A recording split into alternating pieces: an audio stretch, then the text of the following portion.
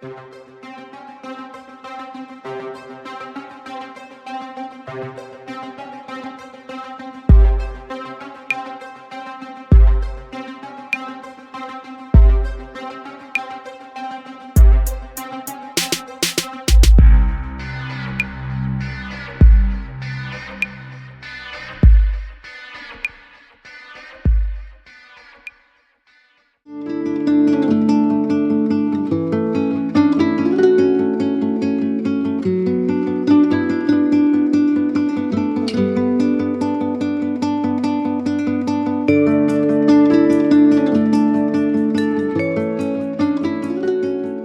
Armstrong family was a picture of perfection. Antonio Armstrong Sr., a former NFL player, and his beautiful wife Dawn were pillars of their community.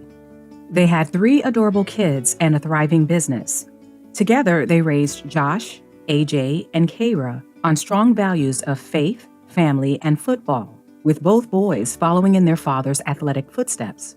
They were the all-American family, admired and beloved. But this perfect image was tragically shattered on July 29, 2016, the morning when Antonio Sr. and Dawn became victims of a fatal shooting. Houston 911, do you need medical, police, or fire? The police as well as the transfer. He's whispering. Advising just heard gunshots in the parents' room. And your name? AJ. Any medical attention needed? I heard gunshots, so I don't really know. In your parents' bedroom? Yes. And your doors on this left.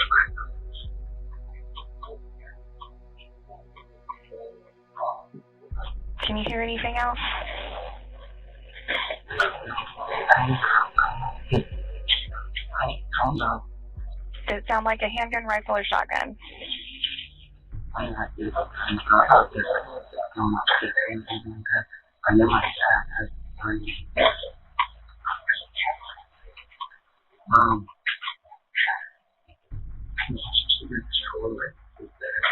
It was just past 1 a.m., and AJ was awake, battling restlessness.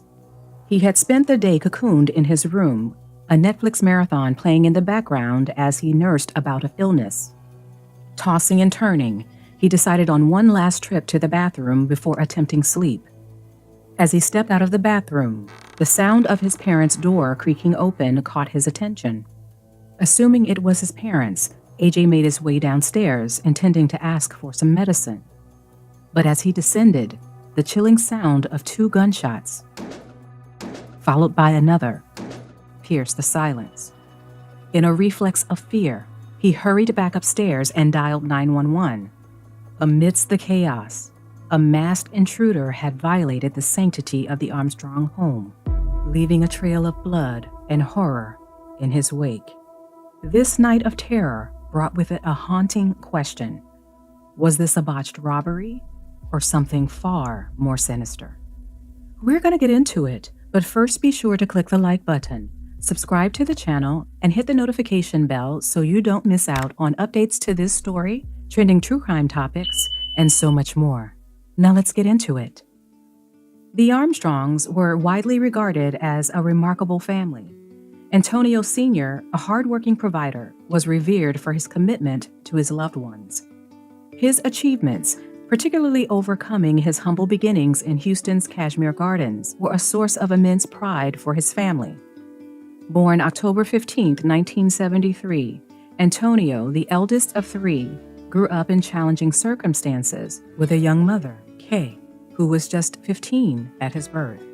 His father died when Antonio was just 17, but he never truly knew him. Antonio's journey from a poverty-stricken upbringing to a successful football career is inspirational. After graduating high school, he earned a scholarship to Texas A&M University, where his prowess as a linebacker was unmistakable.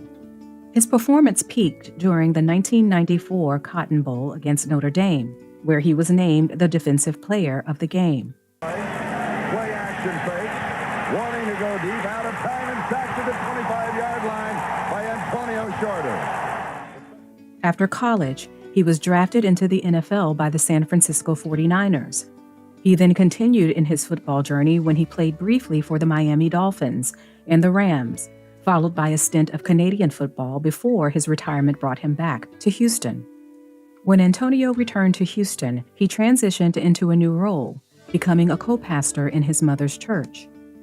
Antonio and Dawn's paths first crossed during her visit to the church, marking the beginning of a connection that would grow over time. As she became more involved with the church community, Dawn's natural charm and kindness shone through, endearing her to the congregation and the Armstrong family alike. She became a Sunday school teacher there. Her warm personality and genuine care for others quickly made her a beloved member of the church. When Dawn and Antonio met, she was a single mother to her toddler son, Josh. Embracing him as his own, Antonio adopted Josh, a fact Josh discovered only at the age of 13. Despite this, Antonio never differentiated between Josh and his biological children, AJ and Kayra. Dawn was a devoted mother, capturing every moment of her children's lives in pictures. She was deeply involved in their upbringing. AJ in particular saw her as the ideal mother for him. According to AJ, he appreciated her unique way of understanding and guiding him. AJ also had a profound bond with his father, whom he considered not just a parent, but his best friend. Antonio Sr. was actively involved in his sons' lives, coaching their football teams and supporting them in all of their endeavors. And just like his father, AJ was good at football, playing every position he was assigned with distinction. Following Antonio Sr.'s retirement from professional football, he transitioned into entrepreneurship, establishing himself as a motivational speaker and the owner of a fleet of gyms called First Class Gyms. Antonio devoted himself to ensuring his children had the access to opportunities and comforts he lacked in his own upbringing. Residing in the affluent Bel Air area of southeast Houston, AJ was attending the prestigious private school Kincaid, and Josh was away at Blinn College before transferring back home to the Art Institute of Houston.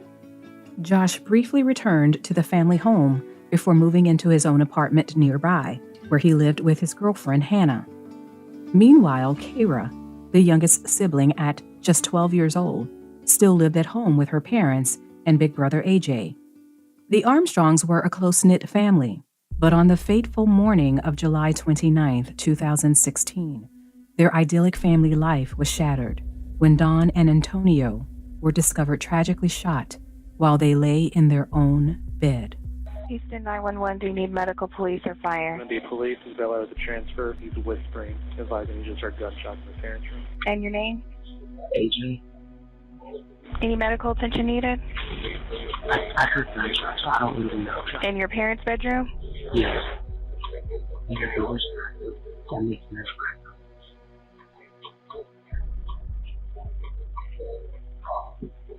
Can you hear anything else? I don't know. Does it sound like a handgun, rifle, or shotgun? I'm not good at guns, but out there. I don't know if it's anything like that. I know my dad has guns.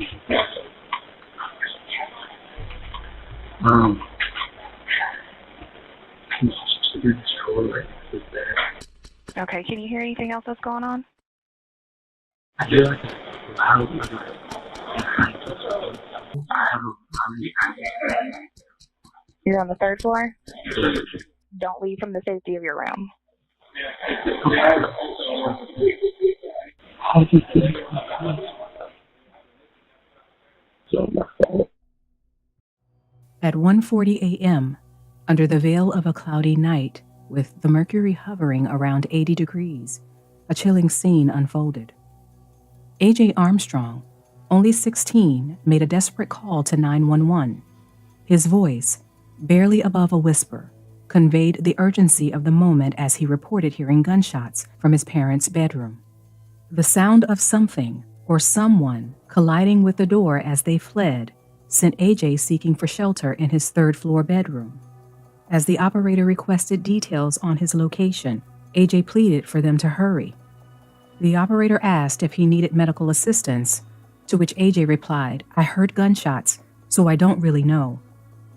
The operator confirmed In your parents' bedroom? The conversation took a more ominous turn when AJ said, yes, and their door is cracked open. It's never cracked open. Seeking more details, the operator asked, can you hear anything else that's going on? AJ described an unsettling, loud, high-pitched noise ringing in his ears. Huddled in his third-floor bedroom closet, the operator instructed AJ to not leave the safety of his room. However, AJ's thoughts quickly turned to his sister Kara, whose room was perilously close to their parents. AJ pleaded with the operator for his sister's safety 4 times. His repeated pleas punctuated the tense wait for police intervention. He told the operator, my little sister's downstairs. There were spurts of silence on the line, but the operator worked to keep AJ engaged during the call. She asked, did it sound like a handgun, rifle, or shotgun? To which AJ replied, I'm not good with guns. I guess it was like a 15 or something like that. I know my dad has a gun underneath the... God, where does he keep his gun? I think he keeps his gun in his drawer right next to his bed. As police were dispatched to the home on the 5300 block of Palmetto Street, the operator asked again, do you know if anyone needs medical? AJ replied, I have no clue. I don't know. The conversation turned briefly to logistics, detailing the location of his sister Kara's room in relation to their parents. AJ said her bedroom was on the 2nd floor, near his parents' room. When you come up the stairs, you go to the right, AJ said. At 1:46, the distant wail of sirens grew closer. AJ reported the sight of lights outside, seeking guidance from the operator on how to proceed. The instructions were clear. Wait for the police to signal. When the authorities requested, AJ, with a sense of urgency, ran downstairs and woke his little sister from a deep sleep. Okay, they're asking you to step out of the house. Yeah. Tara, you gotta get up. Come on, you gotta get up. Come on. Tara, I need you to get up. Tara, I need you to get up. Just come with me. Come on, come with me. You gotta go outside. Then together, AJ and Kara embarked on a brave descent from the safety of their rooms to meet the responders at the front door. You gotta go outside. I was up using the bathroom and I heard gunshots and all. You gotta go outside and figure out what's going on. Come on, just grab my hand and stay behind me. Hey, I'm the one that called. Tara, come on. 16 minutes after initiating the distress call, AJ cautiously opened the front door, promptly identifying himself to the arriving officers as the caller. The officers, with measured precision, entered the home, thoroughly securing each corner as they advanced. Ascending the stairs and pushing open the double doors to the master bedroom, they were confronted with a gruesome and bloodied scene. Once the officers firmly established control over the crime scene, they allowed medical personnel to come in. Dawn was found in her bed, tragically deceased from 2 execution-style gunshots to her head. Beside her, Antonio was discovered with a single gunshot wound to his head. Amidst the chaos, the pressing question arose: was this the aftermath of a murder-suicide? Strangely, both victims had pillows covering their heads, but after an extensive search of the bedroom, detectives found no weapon, so they swiftly eliminated this theory. Despite the grave injury, Antonio was clinging to life, each breath a desperate battle for survival. His condition was critical, gasping for air, so he was swiftly taken to Memorial Hermann Hospital in hopes of life-saving treatment. A couple of hours after the tragedy unfolded, detectives converged on the scene. They were greeted by the somber sight of family members gathered outside the home. Intent on unraveling the night's events, detectives first needed to witness the grim reality inside.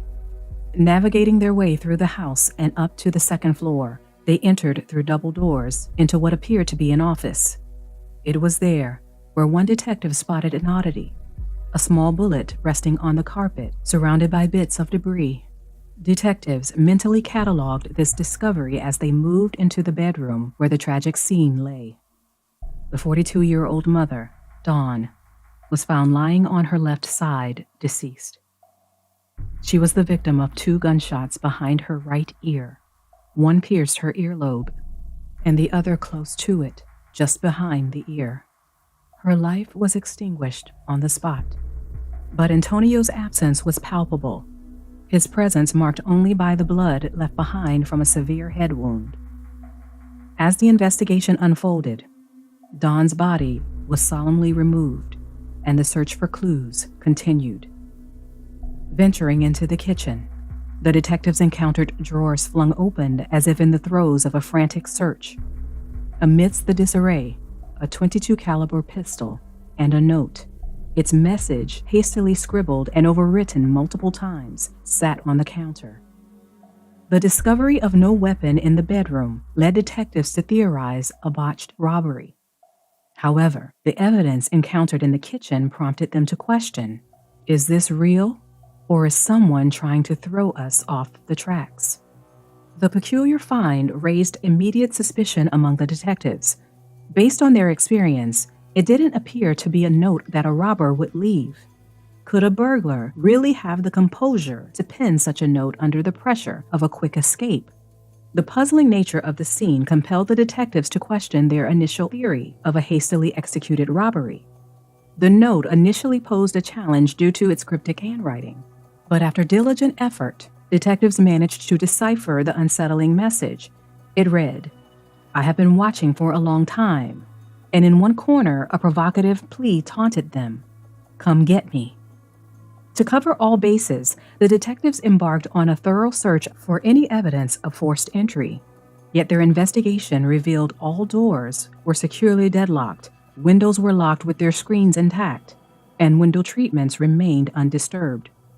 The absence of any signs of unauthorized entry deepened the mystery surrounding the tragic event. With the peculiar evidence at hand, detectives began to entertain a drastically different scenario than initially assumed. The cryptic note, the secure state of the home, and presence of a gun on the kitchen counter suggested an unsettling possibility. The perpetrator might be someone in the household. "Separate the kids," Detective Dotson ordered, believing that the resolution to this tragic puzzle might lie closer to home. AJ, who was already seated in the back of a police cruiser, watched as officers approached with brown paper bags. The intention was clear. Detectives wanted to test for gunshot residue, an indicator that could implicate involvement in the shootings.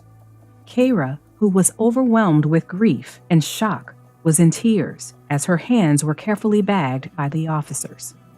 The arrival of their grandmother, Miss Kay, at this critical moment added another layer of emotional complexity.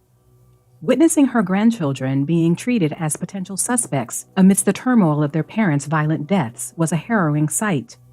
She was torn between her instinct to protect them and the harsh reality that the investigation was veering towards a conclusion that could permanently harm the family. Given the absence of forced entry and the peculiar clues left behind, detectives quickly focused their attention on AJ. Merely 11 minutes after beginning their examination of the crime scene, they considered him a person of significant interest, hinting at a theory that the tragedy might indeed have originated from within the walls of the family home. Guided by their suspicions, detectives moved to carefully catalog who was present at the scene, a task made urgent by the growing number of family members arriving in the wake of the tragedy. Among them were Antonio's mother, Miss Kay, and Don's parents, the Whiteleys. The detectives initiated their interviews, choosing to speak with each individual separately to piece together the events of that night. Josh, the eldest son, was the first to be interviewed. 3 weeks prior, Josh came back from Blinn College after facing academic failure and losing his scholarship. According to AJ, he moved back into the family home, sharing the third-floor loft with him.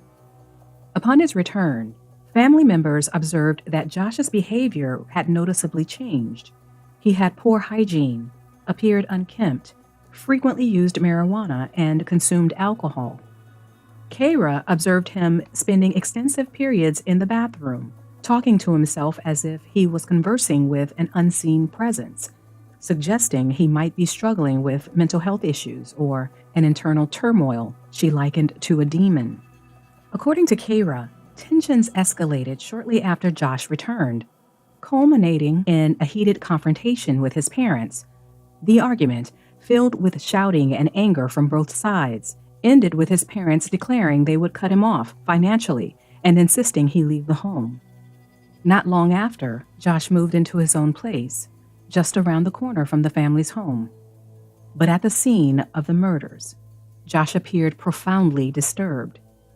His response to the detective's questioning about his whereabouts was immediate. Josh said he rushed over from his apartment, which was less than a mile away, after receiving a call from AJ.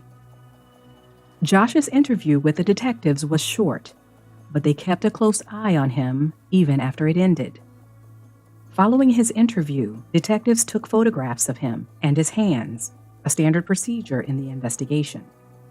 However, considering the circumstances of the crime scene, with the weapon found within a secured home, detectives did not deem Josh as a person of interest at this juncture. So detectives let him go. The focus then shifted to the grandparents, with detectives probing into the family dynamics. It was during this line of questioning that a startling revelation emerged. One of the grandmothers, unprompted, suggested that if AJ was involved, it could be attributed to his struggles with drugs. This admission caught the detectives off guard and signaled a potential motive. With new leads to explore, detectives then shifted their focus to AJ and Kara, who were interviewed separately to ensure the integrity of their accounts.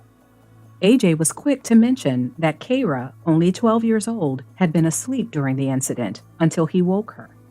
He detailed how she was unaware of the night's events. Standing outside of the police cruiser, AJ then shared his own account. As detectives continued to process the scene, a new frantic call came through to 911. He said 911, you need medical, police, or fire? Somebody's been shot. Excuse me?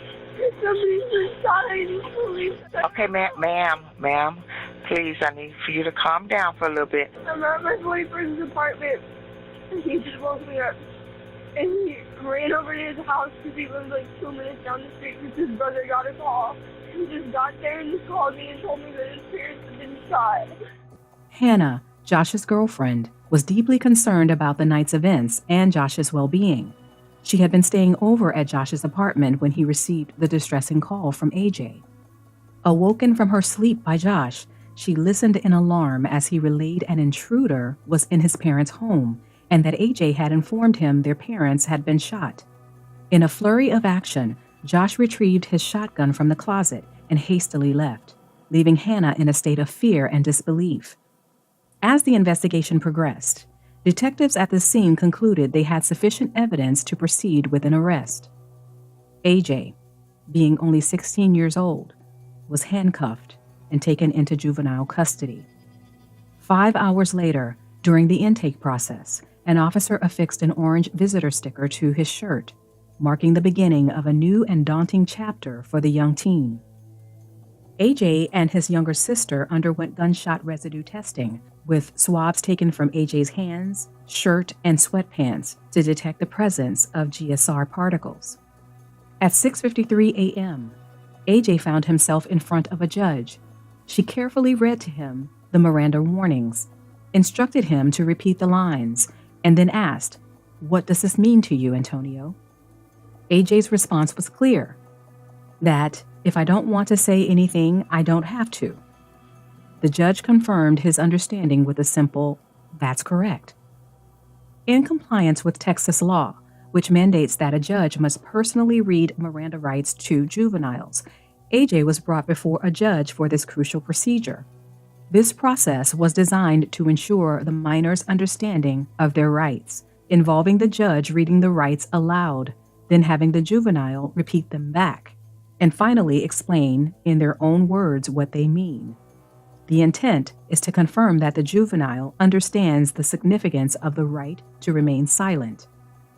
After this preliminary procedure, AJ was escorted to an interrogation room at the police station, where he willingly recounted his version of the events to the detectives. Detectives began their questioning by asking AJ about his familial ties. AJ fondly characterized his father as his best friend. However, his narrative took a nuanced turn upon discussing his mother, suggesting a more complex and possibly strained relationship. I mean, ultimately, we're here. We got to, we need to sit down and talk to you, figure what happened today, what's been going on. How was your relationship with your parents in general? It was a pretty good relationship. Okay, you get along with your mom, get along with dad, no problems, no me issues. and dad were like really close. And then me and my mom, like me, my brother, and my sister like had our like little issues with my mom, but it was never anything like serious. Like it was just like family stuff. But we were all like really close, so it's like a. And what about dad? Dad was like the go-to for everything. So. Any recent problems, any issues between you and him or anything like that? No.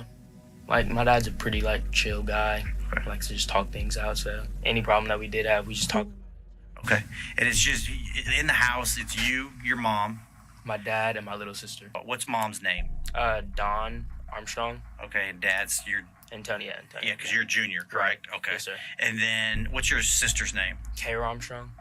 K-A-Y-R-A? Yeah. Okay. And she's 12. And now you have an older brother that doesn't live there? No, he does not. He just moved. He was going to Berlin, and he just moved back like 3 weeks ago. He's going to the Art Institute now. Okay. And he lives in those apartments. Like, our house is here, and when you come out and make that left on Maple Ridge, he lives in those apartment complexes right there. Okay, so right around the corner. Yeah, it's right around the corner. Okay, right around his the corner. house, yeah. Now, how is his relationship with everybody in the family? I mean, he's really, like, me, him, and my dad are, like, a really close group. Like, we sit down and talk a lot. And then him and my mom are, like, identical people. Like, their personalities are the same, so they're close. And then me and him are just, like, have a really close brother relationship. And then my little sister, like, loves him. Okay.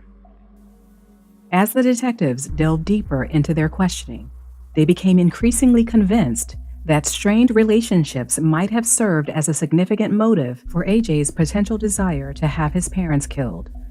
AJ went on to lay out the timeline of the events of the day leading up to the murders. So we got to get down to what kind of happened today. What we got questions, we got things we got to discuss. Some of them, they're not easy, but I mean, it's tough questions for us to ask, and it's tough questions for you to answer. So that being said, I mean, how did today kind of start? Starting out from the morning, from the morning. What time did you get up? So it was Friday. I didn't wake up, I don't know, until like 10, 11 o'clock. And I stayed in my room all day and just watched Netflix. My parents were like gone, like they were in and out of the house. My dad works from home a lot now, ever since he hurt his knee. So he's just been working at home a lot.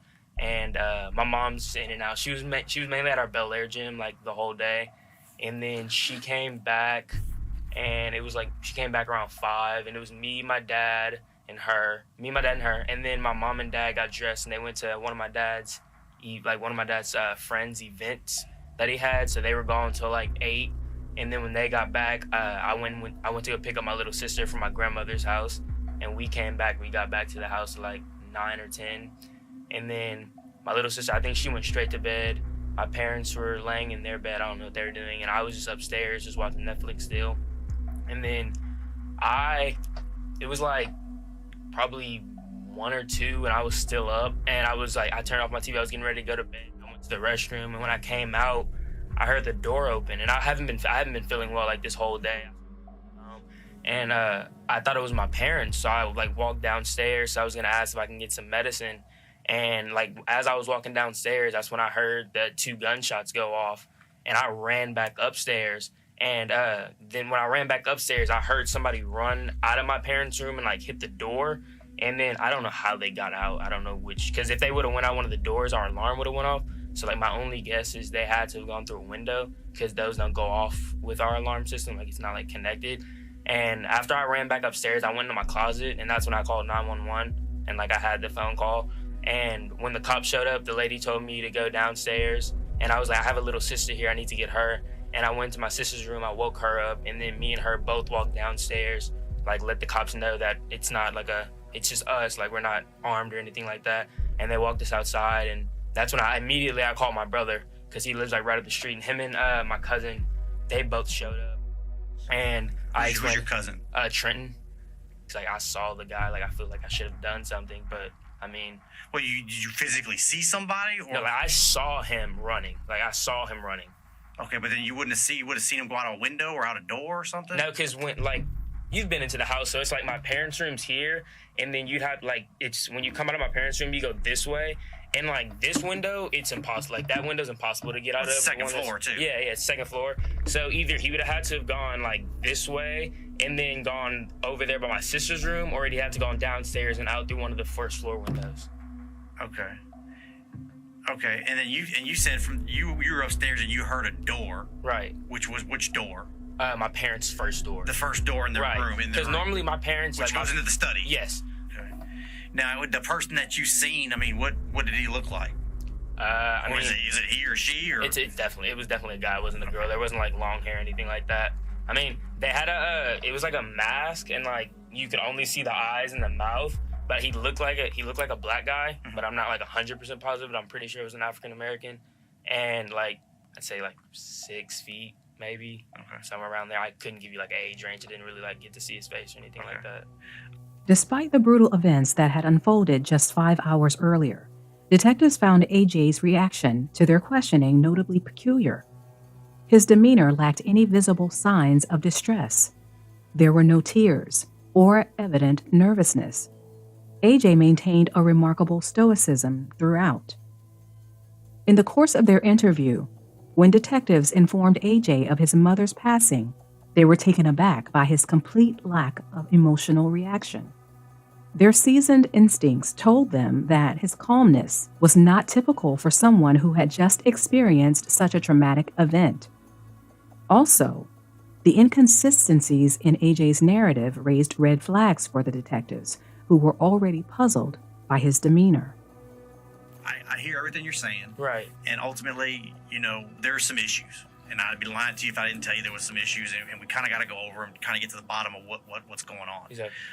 Ultimately, you're out there, they swabbed your hand. Right. So ultimately, if you fired a gun, even if you wash your hands, it's going to show. It's going to show. Right. So if there was something more, something different that happened, this is kind of the time to talk about it. Regardless of what your relationship was with your dad, if it's good or if it's not so good, right. And you just don't feel comfortable talking about it, that's a whole separate issue. Right. Ultimately, we need to figure out what's going to happen, what happened today. So again, if there's something different, this is the time. Hey, we're at the police department. Bad things have happened, and ultimately, this is kind of the time to talk about it. Exactly. Not later, not another time, because I mean, if anything, it's for them. This is they don't have a word in this at this point in time. Okay. Mm-hmm. Last we heard, your dad is still in the hospital. Your mom didn't make it. Okay. So it's a bad thing. So you understand the seriousness of this. Okay. So that's why we need to know what happened. Nothing different. Okay. That's the story. Okay. Then AJ's troubling ability to deceive became clearer as detectives began to share with him bits of what they knew about the crime. Does your dad own a gun? Yes, he does. One gun. Do you know what kind of gun it is? I just know it's like a pistol. I think it's a 22, but I'm not like 100% positive. Like I've only time I've ever like used it was when we went to the gun range when I was like 8 years old or something like that. But like that's about it. And I know he has his case in one of his drawers, and like my dad, his drawers, the closet, and under the bed is like off limits. So like I've never gone in there or like seen it or anything like that, except for when he brings it out. So like I don't know where he was keeping the gun at the time, but I know he keeps it in one of those 3 places. Okay, so possibly a case in the drawer or somewhere in the closet. Right. Okay, and that's where he keeps it. 22. You think it's a 22? I think it's a 22. What color is it? Black. Black. Is it a revolver, automatic? You know the difference between the two? Revolver, they have the cylinder that turns. Oh, it's not a revolver. Then it's definitely like a clip that goes in it. Yeah, a clip that goes in it, and then like you like flick the safety, and then you fire. Okay. Detective Dotson, upon his initial examination of the crime scene, had taken note of a bullet and surrounding debris on the floor.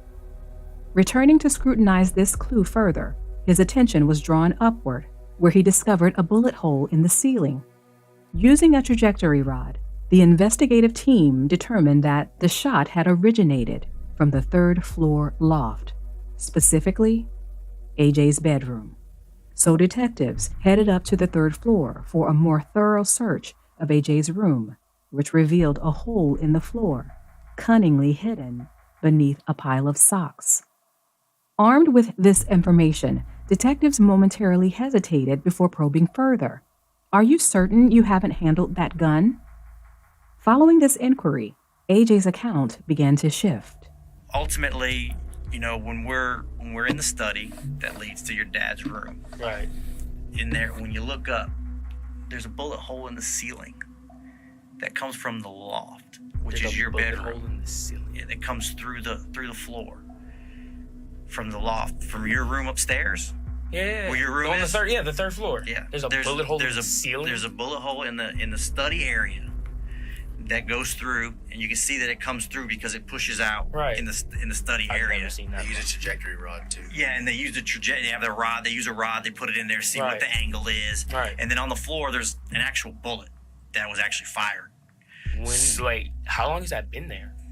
Well, that's why we're talking to you, because there's fresh sheetrock on the floor. Right. So, and that's kind of what we're getting at.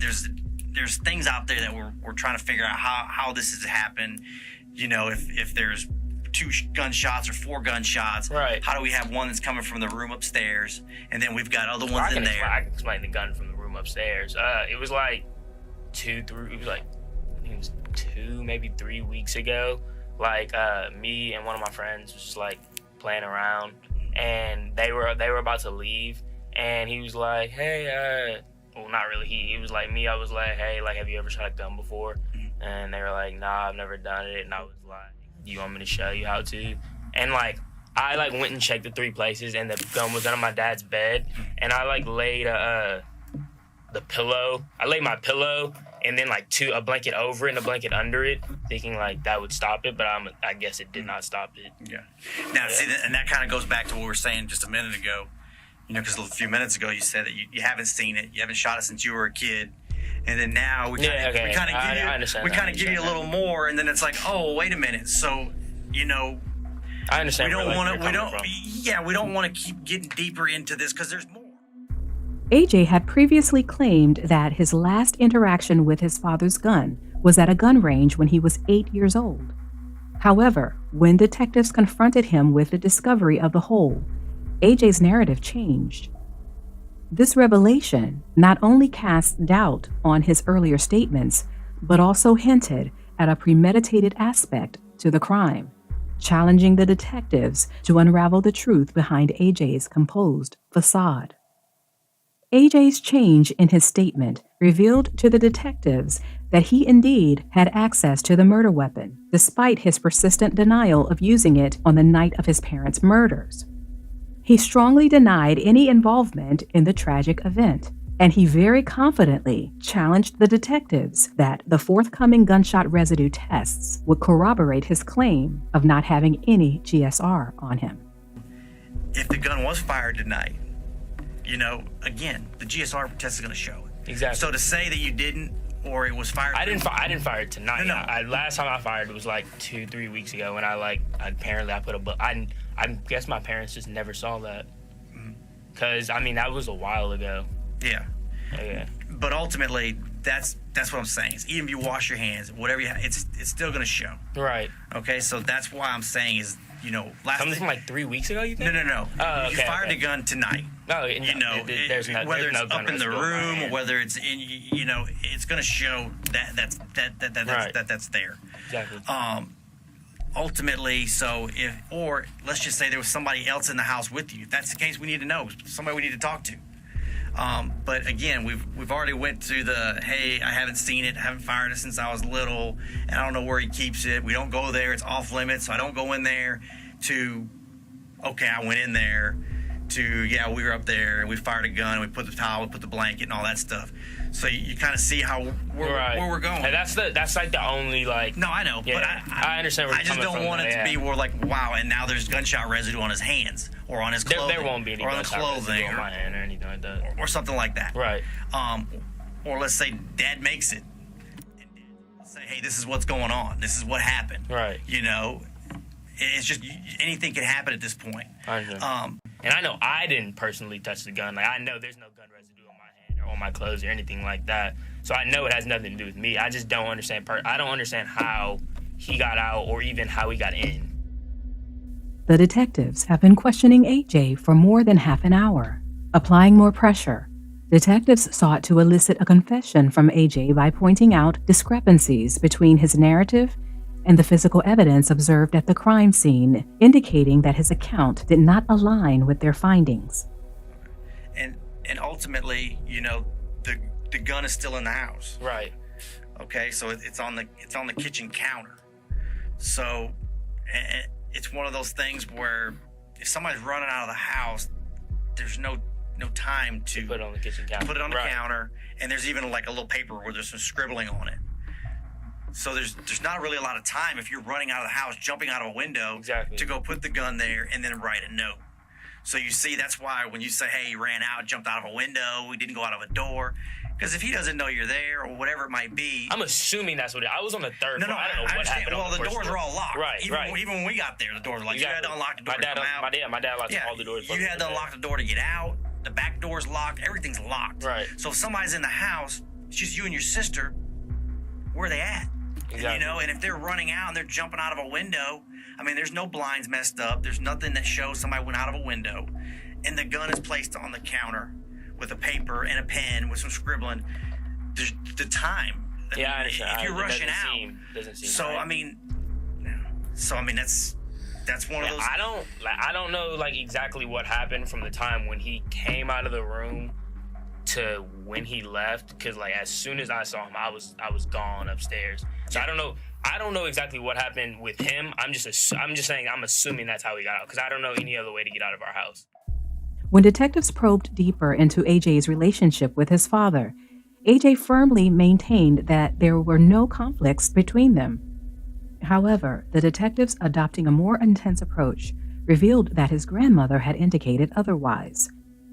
What AJ would reveal next provided detectives with further insight into the tense dynamics within their household.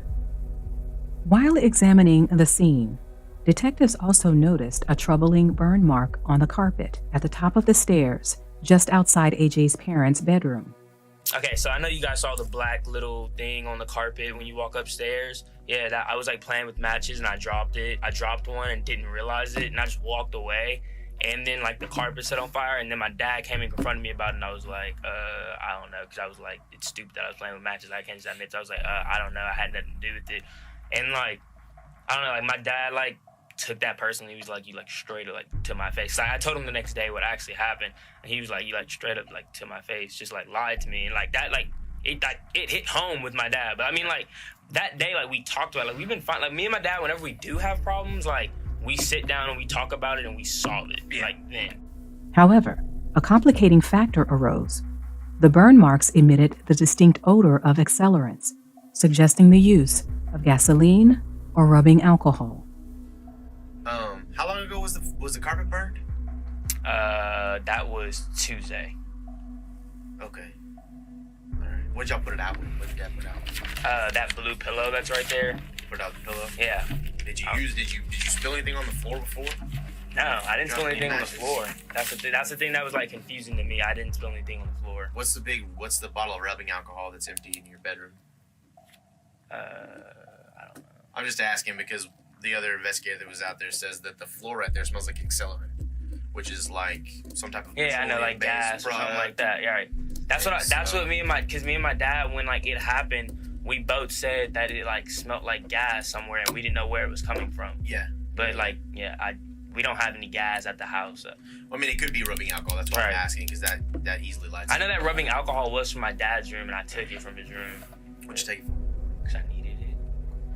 At this juncture, AJ was unaware he was the focal point of the investigation. The detectives, employing a tactical approach, were urging him to admit his role in the events.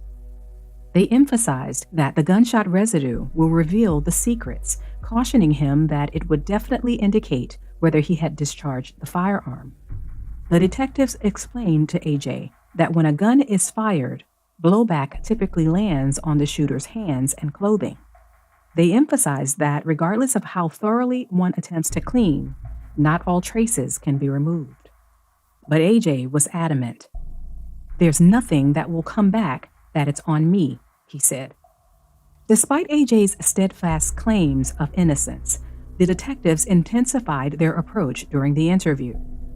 They directly challenged his narrative, asserting their disbelief in his account.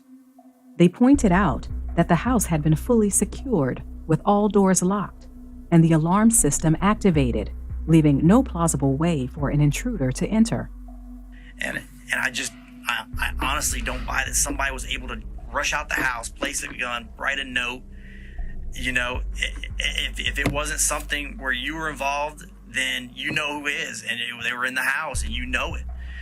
But ultimately, you know, if that's the case, we need to know because we need to talk to that person. And if it wasn't, then we need to know because if we talk to that person and they weren't there, then they're gonna tell us what happened. But like I said, I'd be lying if I didn't say that I feel like something more has happened. Detectives harbored strong suspicions of AJ's involvement, finding his account implausible. The absence of any signs of an intruder contradicted his narrative, yet AJ was unwavering in his confidence that his GSR test would come back negative. This certainty raised questions among the detectives. How could he be so confident? They speculated whether an accomplice might have been inside the house, possibly exiting through a concealed exit that AJ was aware of. The detectives had another significant piece of evidence in their arsenal. They asserted that the 911 call pointed directly to AJ's guilt, emphasizing the fact that both of AJ's parents had been shot, yet his demeanor remained surprisingly calm throughout the entire conversation with the 911 operator. "That's far from normal," the detectives remarked. Okay. When you called 911, you were very calm on the phone. Your parents had both been shot, and you're very calm on the phone. That's not normal. That's not a normal scenario. You can ask the police that have been I'm just like, I was crying, but I can't. My brother calmed me down, and I was bawling, crying, coming out of the house. I understand that. I'm talking about when you called 911 when this incident happened. I'm not talking about down afterwards, several minutes after your brother showed up. So I didn't really know what happened. I didn't know if they were actually dead. I didn't know if I genuinely just didn't know what happened.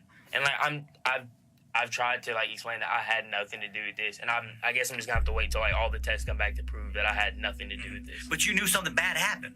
Yeah, but I had nothing to do with it, and I guess when the all the tests are gonna have to come back and prove that AJ had nothing to do with this, and that's how it's gonna go. Because clearly my story isn't matching up with what was shown, so we're just gonna have to wait till everything comes back to show that I didn't do it. It's not even so much the tests. Because the thing is, it's not even so much the test. Okay, so what happens when the tests come back and I had nothing to do with it? But it's not just the test. No, I'm just asking. No, it still doesn't answer. The tests don't answer all the questions. But when you figure out I don't have gunpowder residue on my hand, what if you had gloves on? What I'm telling you is the tests can help us, and they cannot help us. But ultimately, we have issues that we can't get around. I honestly don't know what else to say, so we might as well just end this interview. The detectives continued to probe AJ, specifically drawing attention to the moment in the 911 call when AJ uttered, "It's all my fault."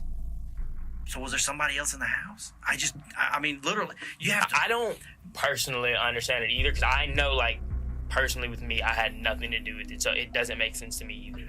And then to kind of forward to 911. I mean, I called our dispatcher and I asked, hey, we need to listen to the tape where you called 911. Right. And about 7 minutes into it, he said, "This is your fault. This is your fault."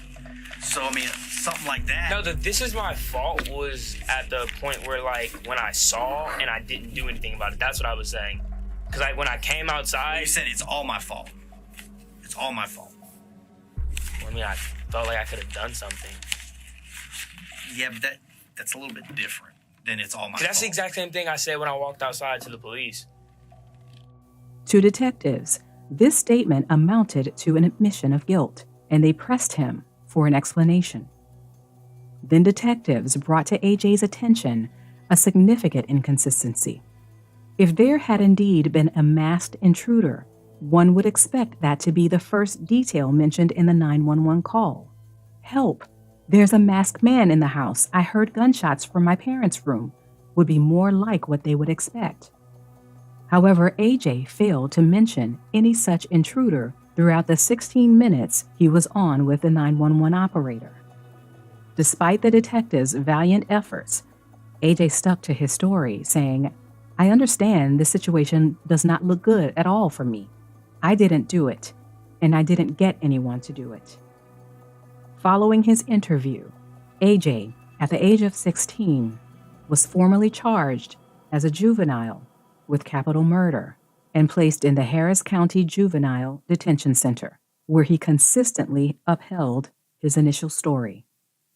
While AJ was being questioned, the family members started to congregate at the hospital, drawn together in anticipation and dread. Antonio's condition was dire. He was sustained by life support, teetering on the brink of the inevitable. Those who knew Antonio understood his resilient spirit, but despite his tenacity, it became clear that he would not survive his injuries. Tragically, a few hours later, Antonio passed away. August 6, 2016.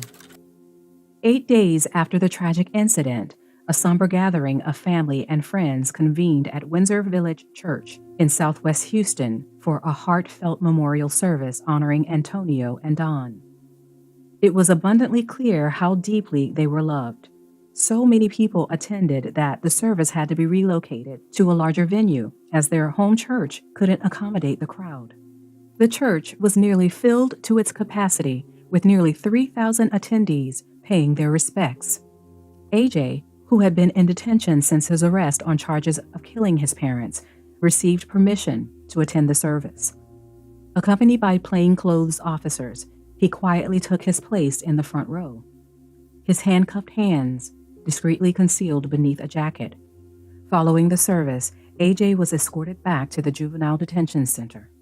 Meanwhile, the detectives, who were busy investigating the case, had concluded that the nature of the crime suggested that the perpetrator possessed a detailed understanding of the household's layout and routines, implying that only someone with close ties to the family could execute such a calculated act.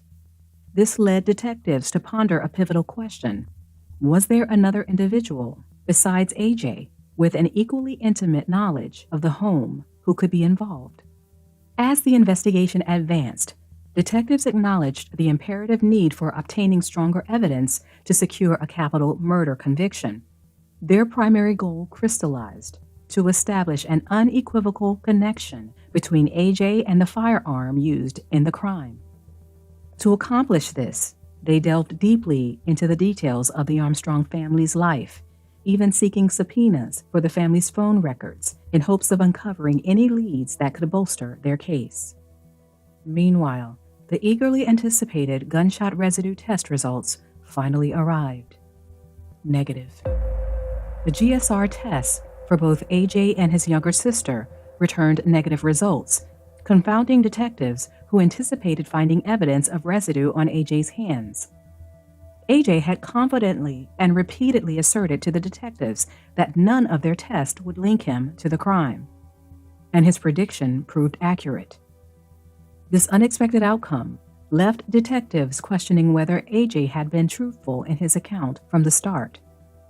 The detectives were taken aback by the results of the test, which did not align with their expectations.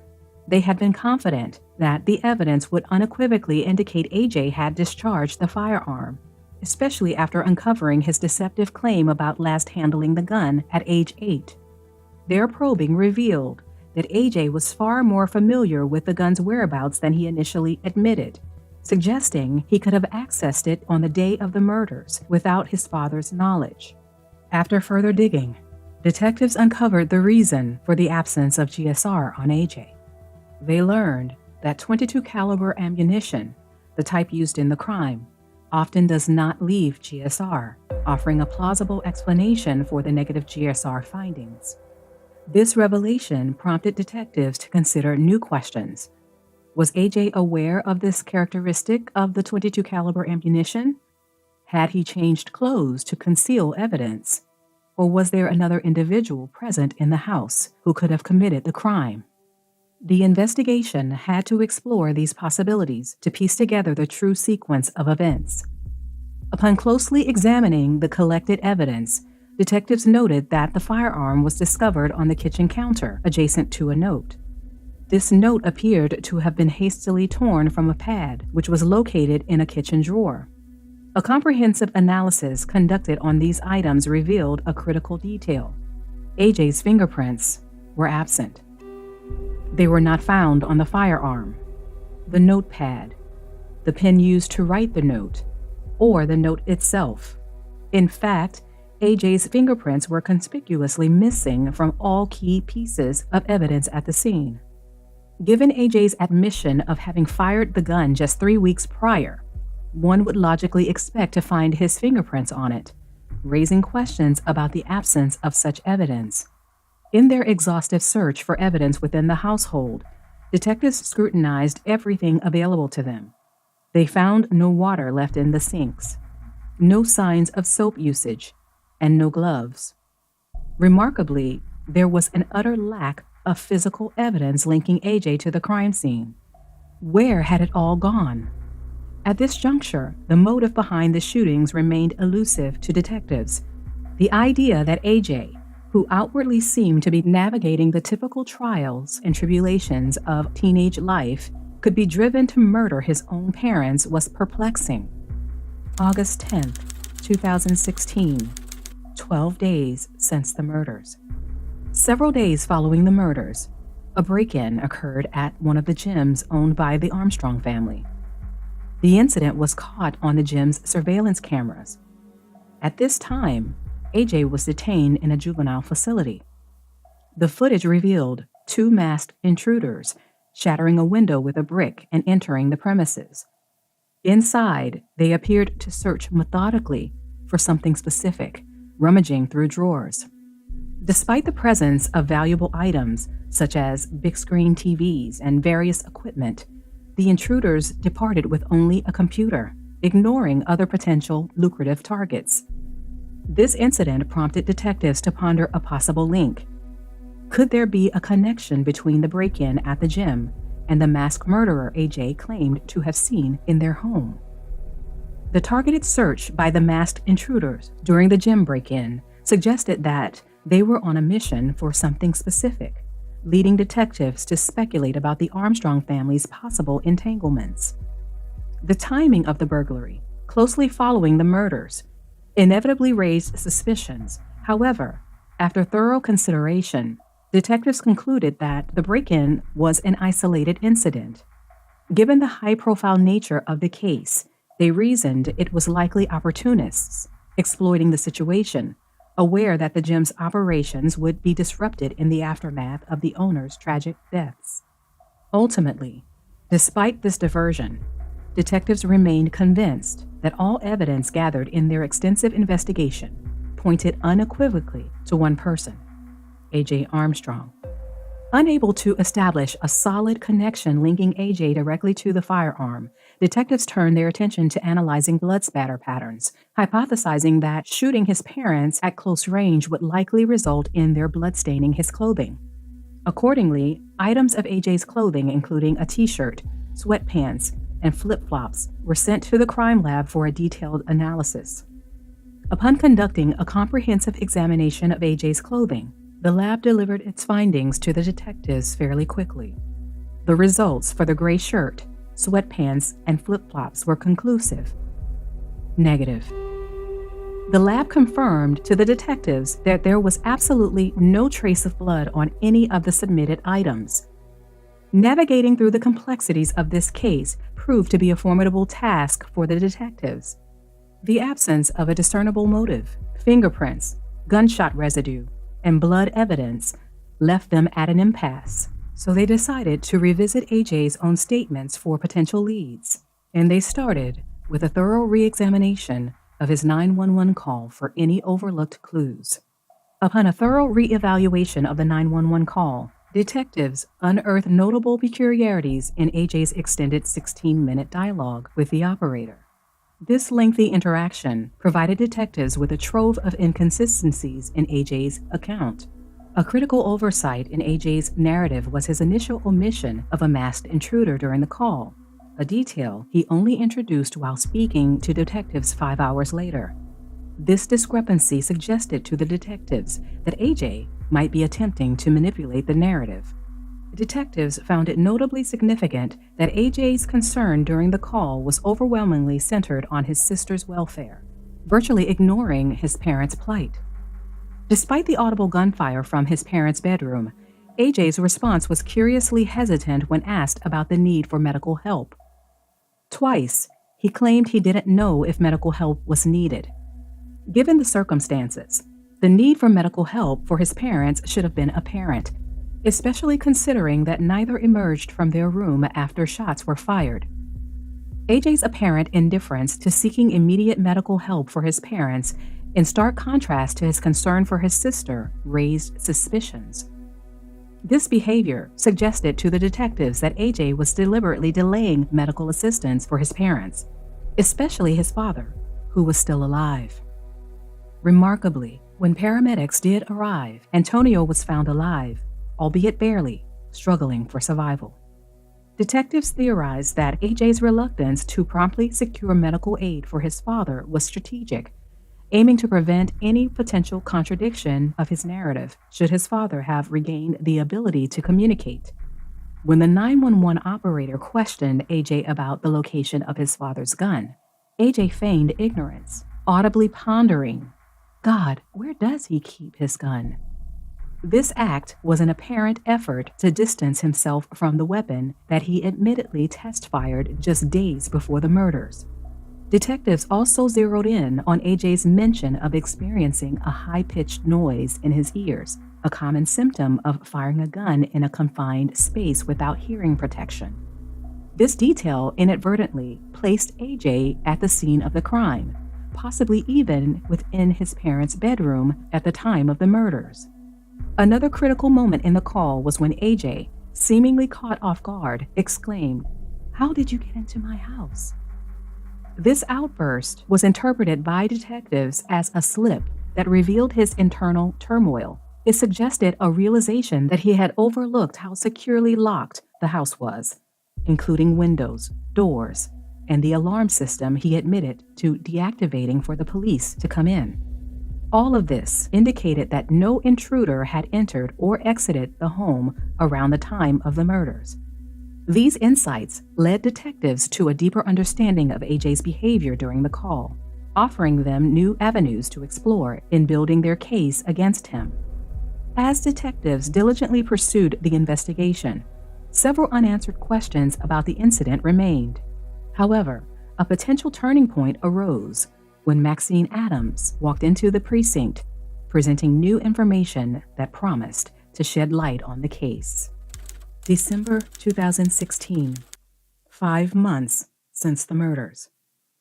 In December 2016, 5 months following AJ's apprehension, a potentially pivotal development arose. Maxine Adams approached the Houston police, claiming she possessed information that might connect the tragic occurrences at the Armstrong home. She suggested a possible link in an alleged prostitution ring involving her then-husband, Cecil Adams, who was a known associate of Antonio Sr. She further mentioned rumors of death threats against Antonio and a notable change in his life insurance policy just before his demise. However, detectives determined that Maxine's account was clouded by uncertainties. She admitted to hiring a private investigator to monitor Cecil due to her suspicions, but failed to recall the investigator's name. Her evidence of the supposed prostitution ring and Antonio's involvement was vague, primarily based on phone records. Also, Maxine could not recall the source of her information regarding the death threats or the alteration of Antonio's life insurance. Given that Maxine's claims lacked supporting evidence, her allegations were deemed not credible, leading detectives to concentrate on AJ's statements for potential clues. Upon revisiting the 911 call, detectives uncovered numerous inconsistencies that could potentially strengthen their case. However, the precise timing between the occurrence of the shooting and AJ's subsequent emergency call remained unclear. To address this gap, investigators decided to examine the home's alarm system records. The examination of the alarm logs offered vital clues regarding the sequence of events leading up to the murders. The house was equipped with 2 motion sensors, one on the first floor and another on the second floor. To the detectives, this setup meant that any intruder entering the house and ascending the stairs would inevitably trigger the first floor motion sensor, providing a clear pathway of movement within the house. On July 28th at 9:52 p.m., the alarm was activated, set to alert the police if any doors or windows were breached, yet allowing for free movement within the house. AJ claimed that Kara was responsible for arming the system before they retired to their respective rooms. The records indicated that the motion sensor on the second floor near Antonio and Don's bedroom became inactive at 10:39 p.m., suggesting no further movement in that area. AJ also mentioned being in his third-floor bedroom, texting his girlfriend until nearly midnight and hearing gunshots after going to the bathroom around 1 a.m. However, the alarm logs presented a discrepancy. At 1:09 a.m., the second-floor motion sensor outside of Antonio and Don's bedroom activated, followed by the activation of a first-floor sensor at 1:25 a.m. Notably, at 1:56 a.m., the alarm was turned off using a key fob, coinciding with the moment AJ and Kara left the house and police entered. This sequence contradicted AJ's account and indicated that if an intruder had entered from the ground level, the motion sensors would have registered in reverse order, first on the first floor and then on the second floor. The alarm data diverged significantly from AJ's narrative, providing detectives with a pivotal piece of evidence. It suggested that the perpetrator was already inside the house, lending substantial support to the theory that the killer had been within the home all along. Detectives were certain they had their guy, but they didn't have a crystal clear motive. However, as detectives delved into the family dynamics, especially the interactions between AJ and his parents, a potential motive began to crystallize. AJ might have been acting out of adolescent discontent. April 2017, 8 months since the murders. As the investigation intensified with AJ as the primary suspect, the advent of 2017 brought significant developments. Almost 18, AJ transitioned from being considered a minor to an adult under legal statutes. After spending 8 months in juvenile detention, his case was moved to adult court. This shift had a silver lining for AJ, as it presented him with the opportunity to post bail and be released from custody. Upon his release, AJ maintained his innocence, entering a plea of not guilty. As part of his bond conditions, he was required to wear an ankle monitor, a constant reminder of the ongoing legal battle he faced. Detectives were eventually able to access AJ's call log and text messages, a process that can be delayed by the time it takes extraction software to penetrate the phone's security. And just as detectives expected, text messages between AJ and his parents shed light on the dynamic within their family, revealing their growing discontent with his behavior. In the lead-up to the tragic events, the exchanges highlighted a pattern of dishonesty and evasion from AJ. But his parents' responses exposed their mounting frustration and attempts to discipline him. Don, embodying the role of the strict disciplinarian, consistently held AJ accountable for his actions. In October 2015, she encouraged him with words of support, saying, "Son, you can do this. We believe in you. You've got to get your grades up. You can do this." However, by January 2016, her messages took a tone of suspicion, accusing him of lying. The situation deteriorated further in February, with Don noting, "You're starting to lie to us." The subsequent months saw a continuation of this theme. with the parents' messages becoming increasingly somber, filled with chastisement and disappointment, while AJ seemed to deflect and dismiss their concerns.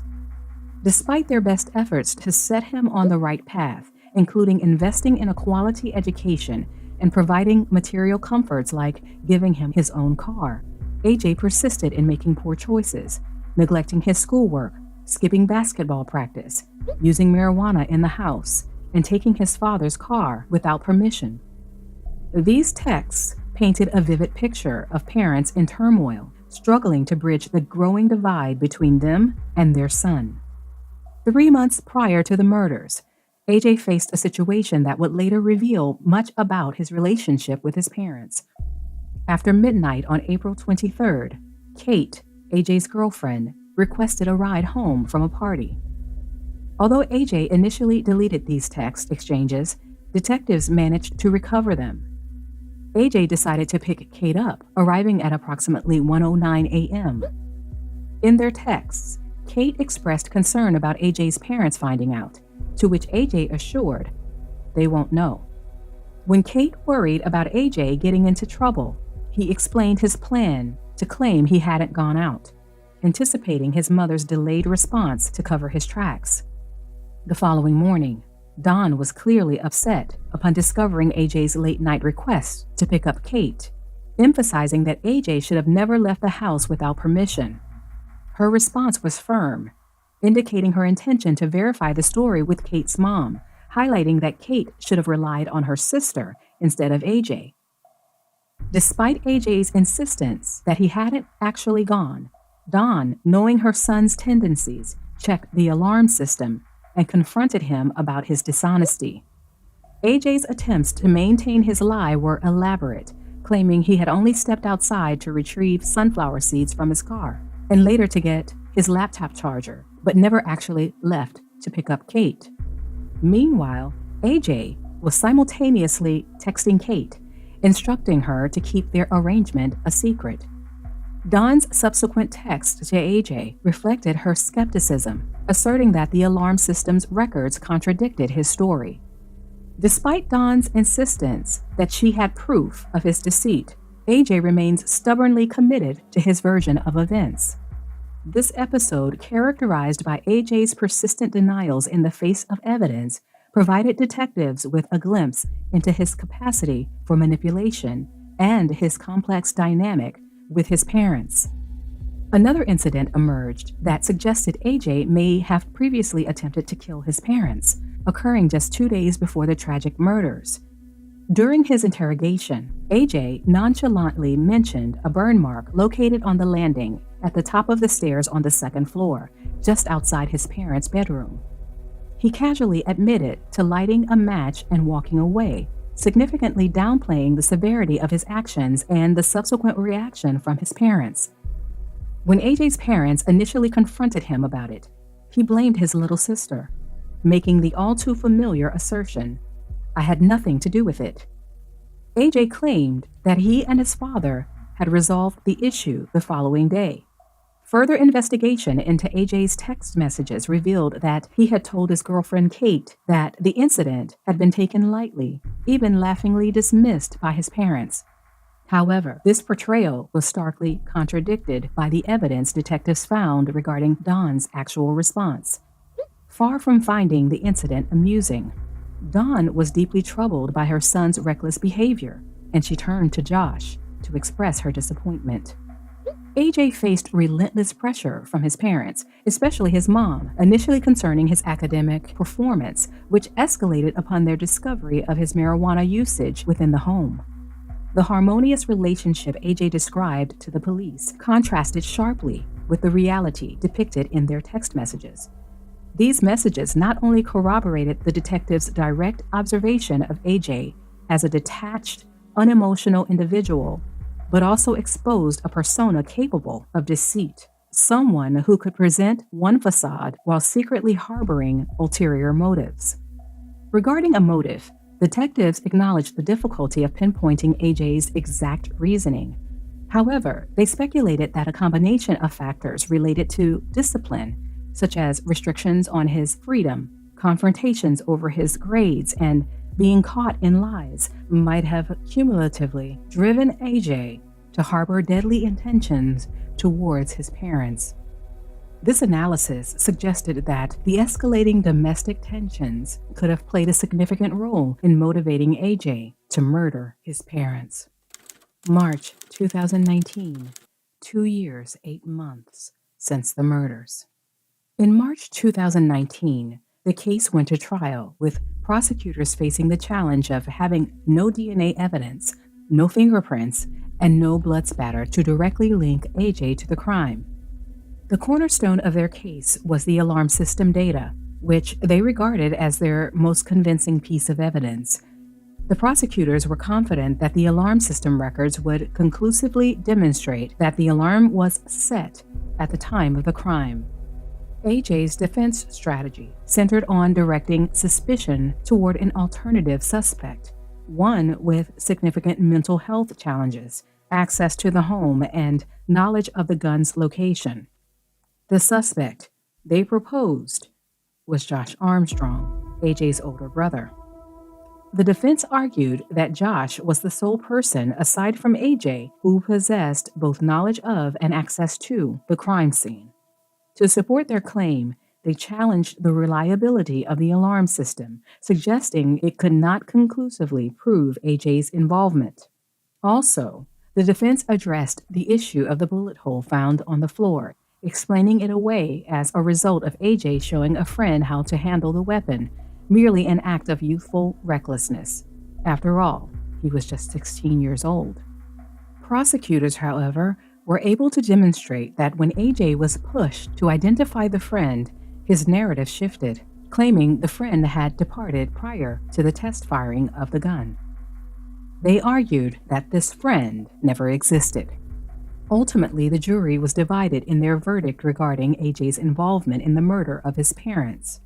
8 jurors were convinced of his guilt, while 4 believed in his innocence, so the judge declared a mistrial. June 2019, 2 years, 11 months since the murders. The decision to retry AJ came swiftly from the district attorney's office. They were sure they had their man, but needed to go back to the drawing board with their evidence. Then in the months that followed the trial, detectives would gain access to an intelligence goldmine for their case. Celebrite, the software used for cell phone data extraction, rolled out a major update with a special focus on iPhone iOS. The new update opened a window into the phone owner's actual usage.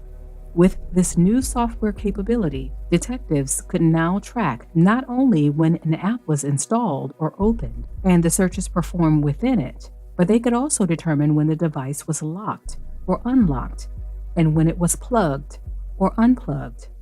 These insights offered a detailed map of the device's usage, providing clues about when and where the device's owner was actively engaged with it. The alarm system played an essential role in the prosecution's case, but this time their strategy extended beyond this single piece of evidence. Using the updated software, prosecutors were able to extract additional data from AJ's cell phone. This technology enabled them to see specific details, such as when AJ had plugged in or unplugged his phone. With the 2 unrelated technologies, AJ's iPhone and the home's alarm system, prosecutors were able to construct a more detailed timeline that seamlessly fit together like a puzzle. The chain of events. On the evening of July 28th, just before the tragedy unfolded, Kayra activated the house alarm at 9:52 p.m. following her nightly farewell to her parents. Everyone transitioned to their rooms upstairs. The alarm logs indicate that motion outside the parents' bedroom ceased at 10:39 p.m., while AJ's phone activity suggests he was texting his girlfriend until nearly midnight. At 1:02 a.m. on July 29th, AJ ceased using his phone, only to plug it in shortly thereafter at 1:04 a.m. Then at 1:08 a.m., records show he unplugged his phone, but it remained locked. A minute later, at 1:09 a.m., the second-floor motion sensor activated. Prosecutors propose this was the moment AJ began descending the stairs with a fatal intent. Throughout this period, AJ's phone display flickered on and off, suggesting he was using its ambient light to navigate the darkened house and avoiding the conspicuous brightness of iPhone's flashlight feature. It was here, at this time, between 1:09 a.m. and 1:16 a.m., when AJ approached his parents, Don and Antonio, from behind as they slept on their left sides. He executed his mother with 2 shots, one directly to her head and the other piercing her earlobe, before also hitting her head, resulting in her immediate death. The noise awakened Antonio, who lifted his head only to be met with a single shot to it. In the moments that followed, with Antonio struggling for life, AJ is believed to have attempted to mask the scene, covering his mother's head with a pillow from behind, and then going around the bed to do the same to his father. Standing before his father, who was struggling to breathe, AJ positioned the pillow over his father's face. By 1:25 a.m., the first floor motion sensor was triggered, indicating AJ's movement to the kitchen. It was here. Prosecutors contend that AJ prepared the scene to suggest an intrusion, disposing of the weapon on the countertop, rifling through the kitchen drawers, composing a misleading note, and attempting to erase any evidence of his actions. 15 minutes transpired before AJ dialed 911 at 1:40 a.m., reporting the sound of gunfire from his parents' bedroom. 6 minutes later at 1:46 a.m., police arrived on the scene and placed a perimeter around the house, ensuring no one entered or exited after the crime. 10 minutes later, at 1:56 a.m., officers instructed AJ to come out. AJ descended the stairs to Keira's room. He woke Keira, disarmed the alarm. Then together, they descended the stairs and opened the door to the awaiting officers at 1:57 a.m., marking the moment law enforcement officially entered the scene. From the phone records, AJ was highly active, doing things on his phone the entire day. He was texting his girlfriend most of the day, but during the 31-minute window when his parents were murdered, his activities ceased. Prosecutors say AJ was the only one awake and moving around in his home between 1:09 a.m. and 1:40 a.m. when the alleged intruder came in. AJ's cell phone data and the motion that was recorded on the home's alarm system lined up perfectly like a puzzle. What was he doing for those 31 minutes? Prosecutors argued that the moment AJ called 911 and said he just heard gunshots from his parents' room, he lied because 15 minutes lapsed from the time the gun was placed on the kitchen counter at 1:25 a.m. and the time he called 911 at 1:40 a.m. What was he doing those 15 minutes? Prosecutors also located a rubbing alcohol bottle that AJ had filled with gasoline.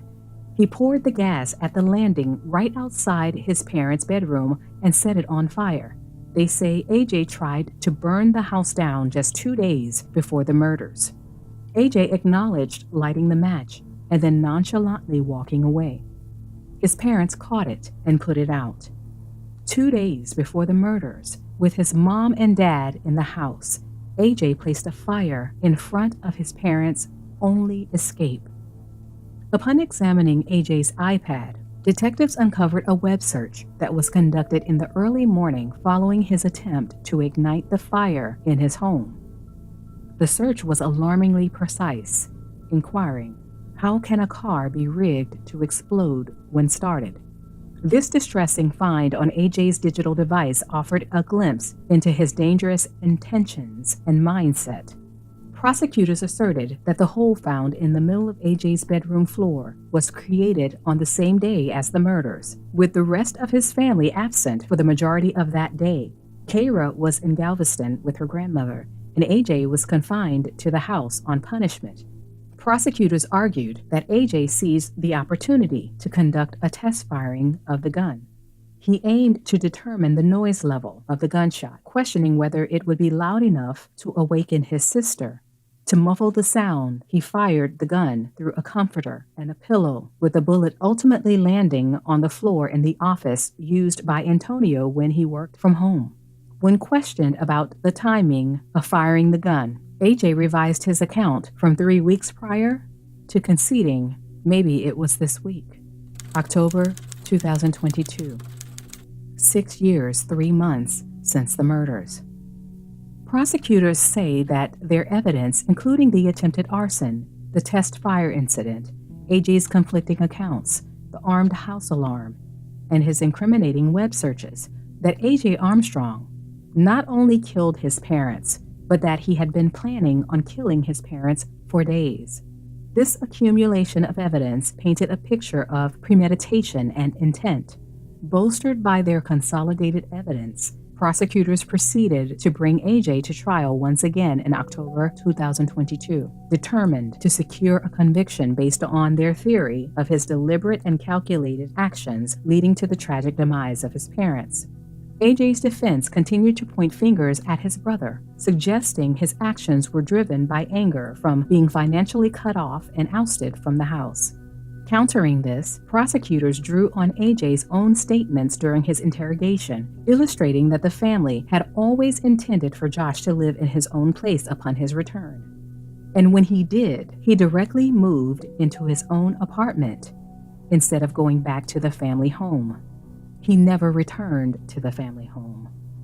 Prosecutors argued that the defense aimed to convince the jury Josh resided there so that they could insinuate that the incriminating web search found on AJ's iPad was conducted by Josh. They highlighted a contradiction in the defense's argument by pointing out that no parent withdrawing financial support would simultaneously gift that child a Mustang. Also, prosecutors highlighted the absence of any negative text messages between Josh and his parents on Antonio and Don's phones, showing no evidence that Josh was on the outs with his parents. In a significant turn, the judge admitted Josh's medical records into evidence during the second trial. These records depicted Josh as battling severe psychotic episodes that included him hearing voices urging him to harm himself and others. In the records, Josh claimed he witnessed the murders of his parents. Prosecutors countered this narrative by presenting medical records from Josh's doctors, which challenged the literal interpretation of this statement. They contended that Josh wasn't physically present in the room during the murders. Instead, his traumatic experience stemmed from witnessing his parents being taken from their home on stretchers. Prosecutors also argued that Josh's mental health issues, including symptoms of schizophrenia, were exacerbated by the trauma of his parents' deaths, positioning this tragedy as the trigger for his deteriorating condition. The defense challenged the reliability of the alarm system, suggesting it could not be trusted as definitive evidence. They also offered an explanation for the bullet hole found on the floor, stating that AJ was merely demonstrating to a friend how to use the weapon, implying their actions were the result of adolescent recklessness rather than malice. They provided evidence that Josh had also fired the gun before. Then, after 18 hours of deliberation, the jury remained divided, with 8 jurors convinced of AJ's innocence and 4 convinced of his guilt. Undeterred by the deadlock, prosecutors prepared for a third trial against AJ, realizing the need for a dramatic new piece of evidence to tip the scales, and the discovery they made next promised to astonish all involved in the case. Friday, June 2nd, 2023. 6 years, 10 months since the murders. Detective Rossi, a renowned expert in bloodstain pattern analysis, was enlisted to scrutinize the crime scene and determine the manner in which AJ allegedly executed his parents. Despite having reviewed photographic evidence, Detective Rossi sought to examine the pillows used to cover Antonio and Don's heads after the murders. Prior to the trial's start, arrangements were made for Detective Rossi to inspect these items closely. During her inventory examination, Detective Rossi's attention was drawn to a shirt, sweatpants, and sandals identified as AJ's attire from the murder night. Her curiosity was piqued, so Detective Rossi decided to inspect the clothes more thoroughly, particularly since initial DNA tests conducted months after the trial found no blood on them. AJ's clothes were left out of the previous trials because of this. On the crucial Friday, under the watchful eye of a surveillance camera in the evidence room, Detective Rossi prepared the garments for inspection. It was then she noticed, hidden under a visitor's badge, affixed to AJ's shirt the night he was questioned, what appeared to be reddish-brown stains. A presumptive test on these stains indicated a positive reaction for blood, posing an important question. How did Antonio's blood end up on AJ's clothes if he claimed to have never approached his parents? As detectives awaited the results of the DNA analysis, they delved into the puzzle of how the blood spatter could have landed on AJ's clothing and remained intact under a sticker for 7 years. Their investigation led to a pivotal theory. They already knew that AJ first shot his mother, with no subsequent blood spatter on the bedding due to the manner of the shooting. When his father, Antonio, instinctively raised his head, AJ fired again, still resulting in no visible blood spatter on the surrounding linens. The critical moment came as Antonio, gravely injured, struggled to breathe. His lungs, filling with blood, caused him to expel blood with each labored breath. It was when AJ approached to cover his father's face with the pillow that micro droplets of blood, propelled in the air by Antonio's breathing, landed on AJ. This scenario was corroborated by the paramedics' findings upon their arrival. These fine droplets of blood found their way onto AJ's shirt, where they were inadvertently sealed and preserved by the visitor badge sticker. This analysis suggested that the presence of Antonio's blood on AJ's clothing was the result of close proximity during these tragically final moments. The uncovering of this evidence at the 11th hour dramatically altered the trajectory of the case. The significance of the newly found blood evidence required a postponement of the third trial. After a period of anticipation, the DNA analysis results were finalized. The Houston Forensics Science Center confirmed that the DNA extracted from the bloodstains originated from a single source, conclusively matching that of Antonio Armstrong Sr. This revelation introduced a pivotal turn in a case that had already been fraught with complexities and prolonged investigations. The question that lingered heavily in the air was, how had this critical piece of evidence remained undiscovered for 7 years? August 2023, 7 years since the murders. As the third trial approached, AJ and his family yearned to move past this ordeal. By this time, AJ had embraced new chapters in his life, welcoming fatherhood and marrying his longtime partner, Kate. Their wedding was a joyful occasion, marking a period of happiness and forward-looking plans, but the prosecutors had their own plans for AJ. Reflecting on the previous trials, prosecutors acknowledged that they had faced an underlying challenge, convincing jurors that a young, handsome, charismatic individual, supported unwaveringly by his family, could commit such heinous acts. To bridge this gap in understanding, they transformed the courtroom into the crime scene for the third trial. A life-size reconstruction of the Armstrongs' bedroom was presented, complete with a staircase and a bed flanked with 2 mannequins to vividly demonstrate the crime's execution and highlight the lies in AJ's account. Detective Rossi testified, explaining the likely scenario of Antonio's blood spattering on AJ's shirt as he struggled to breathe as a result of the gunshot wound. This evidence, preserved under a visitor badge sticker, became a focal point of the trial, despite being unnoticed by those who had interacted with AJ immediately after the crime. Despite the strength of the blood evidence, prosecutors felt confident in their case's merits without it, emphasizing the reconstructed crime scene to make their point. The defense, meanwhile, was taken aback by the late discovery of the blood evidence, attributing it to potential cross-contamination and arguing that repeated handling of the evidence could have led to the transfer of blood flakes. Then, after years of drawn-out proceedings and 2 hung juries, the third trial concluded on August 15, 2023.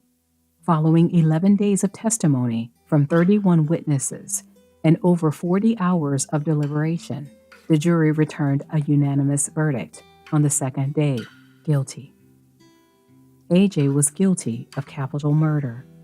His legal team promptly filed an appeal, which was denied 2 months later. Given his age at the time of the crime, AJ is eligible for parole after serving 40 years. The verdict was met with mixed emotions. While the prosecution felt vindicated, AJ's family, steadfastly in their support, were extremely disappointed. Miss Kay, AJ's grandmother, expressed her belief that true justice had not been served and that Antonio and Dawn would not find peace with their son's conviction. The prosecutors had the opportunity to speak with members of the jury after the trial. Surprisingly, the jurors told them that it wasn't the blood evidence for them. It was AJ's own words. It was AJ's lies on the 911 call and lies on the interrogation tape that swayed their decision. With this result, prosecutors were convinced that they not only successfully prosecuted the right person, but also cleared the name of the person whom the defense wrongly targeted, Josh Armstrong. Prosecutors condemned the defense's tactics as shameful for aiming to sacrifice one brother to save the other. They considered Josh to be the most profoundly affected victim in this ordeal, emphasizing that the loss of his parents had devastatingly impacted his life. He spiraled out of control after witnessing everything he loved, his own parents being taken from the house on stretchers. Even Hannah, who had once dreamed of marrying him, left because he had transformed into a shadow of his former self. Prosecutors highlighted that on the night of the tragedy, right after dialing 911, AJ called Josh first, his big brother, who, in his own words, he respected and trusted. Josh was the first in the family to rush to the scene. When he asked AJ what happened, Josh said to AJ exactly what detectives have said to AJ all along. Your story makes no sense. This case has stirred a mix of emotions and opinions. There's speculation that AJ's young age, good looks, and charisma may have influenced the jury's difficulty in reaching a conviction. Prosecutors depicted him as a highly manipulative individual, capable of deceiving even his own family throughout these tragic events. They asserted that there was only one reason the murder weapon was still in the house, because the murderer was still in the house. Yet the question of AJ's guilt remains a contentious topic. What do you think about this case? Do you think AJ is guilty? How do you feel about the defense making Josh the scapegoat? Let's continue the conversation down in the comments section below. Please be respectful. And as always, I'll meet you there. Thank you, Antonio and Dawn, for being examples of love and light. May you rest in eternal peace.